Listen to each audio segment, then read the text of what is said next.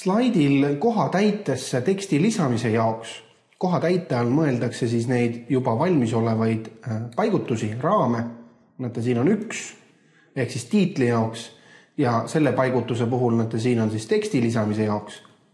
Ja nüüd selleks, et siia teksti lisada, tuleb teha nii, nagu õpetuses on öeldud, klõpsa tiitli lisamiseks või klõpsa näiteks siis siia alla teksti lisamiseks.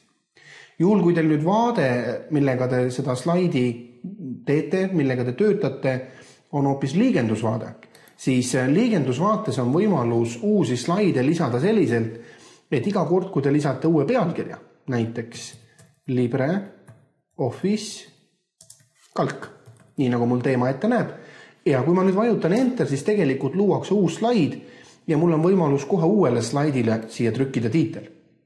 Kui ma soovin, et see järgmine punkt oleks selle LibreOffice kalk slaidi alampunkt, nii nagu näete teemade slaididel on loetelu, siis tuleks liigendus muuta sissepoole, ehk siis viia tase paremale.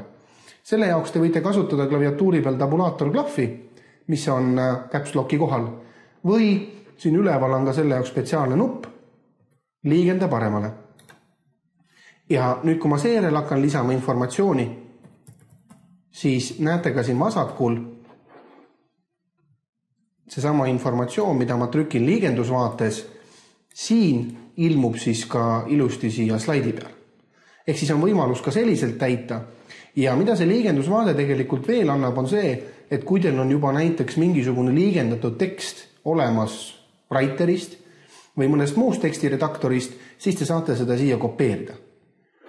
Aga üldiselt siis on kaks peamist varianti. Kas normaalvaates klõpsate vastavalt siia kohatäitesse, kuhu soovite trükkida teksti ja liigendusvaates siis on üksteise alla trükkimine.